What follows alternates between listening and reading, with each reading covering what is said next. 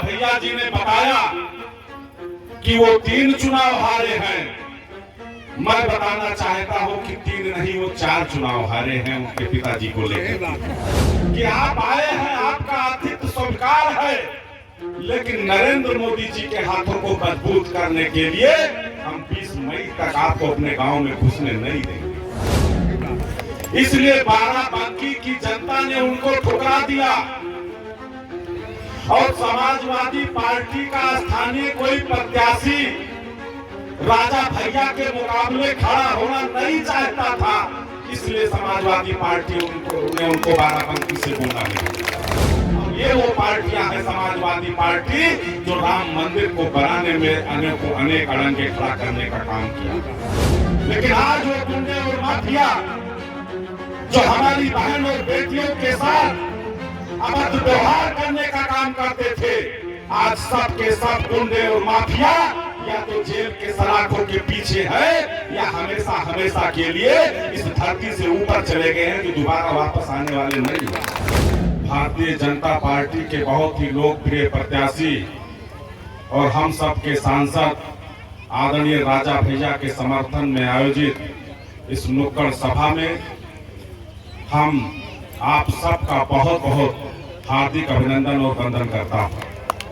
और आदरणीय राजा भैया जी को बताना चाहता हूं कि भदुआ तरहार की जनता का हमारे ऊपर बहुत बड़ा कर्ज है। आप ही ने हमको पहली बार यहां से जिला पंचायत सदस्य जिता करके भेजने का काम किया, तब आज आपका बेटा बलरामपुर सदर में विधायक है। तो इस क्षेत्र की जनता का कर्ज हमारे ऊपर है और हमारे लिए बहुत ही शुभ भी है। इसलिए राजा भैया के लिए भी भदुआ तरहार की जनता का आना बहुत शुभ है। और जहां तक सवाल विपक्ष के प्रत्याशी का है, तो पक्ष और विपक्ष में जब आप अंतर ढूंढेंगे तो जो अपने घर का होता है वही अपना होता है।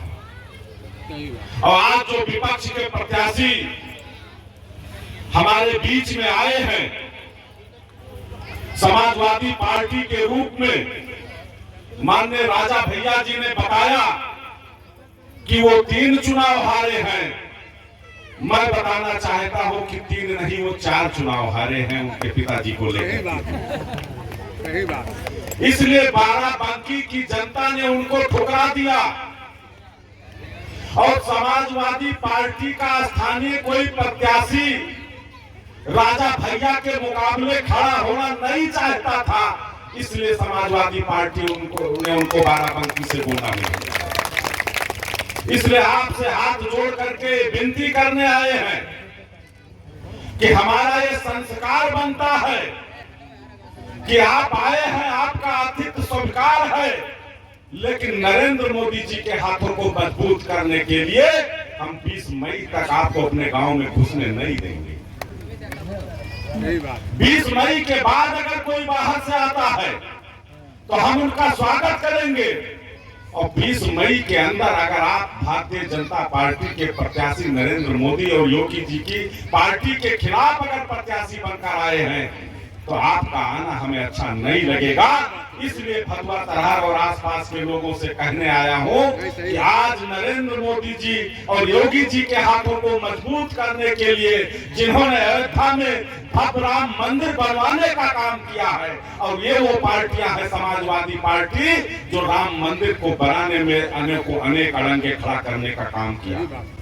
इसलिए आपका ज्यादा समय न लेते हुए अपने माताओं बहनों का, जो स्वयंसेवी संगठन से जुड़ी हुई हमारी माताएं और बहनें यहाँ आई हैं, आप सब जानती हैं कि समाजवादी पार्टी के शासन में कानून व्यवस्था की स्थिति इतनी खराब थी कि अगर आप अपने घर से निकल करके अपने जरूरी कामकाज के लिए जब बाहर जाती थी और सूर्यास्त के पहले अगर आप अपने घर पर नहीं पहुंचती थी तो परिवार के मुखिया की निगाह उसी रास्ते पर लगी रहती थी कि हमारी बेटी और बहन के साथ कोई अनहोनी घटना तो नहीं घट गई। लेकिन आज वो गुंडे और माफिया जो हमारी बहन और बेटियों के साथ अभद्र व्यवहार करने का काम करते थे, आज सब के सब गुंडे और माफिया या तो जेल के सलाखों के पीछे है या हमेशा हमेशा के लिए इस धरती से ऊपर चले गए हैं, जो दोबारा वापस आने वाले नहीं।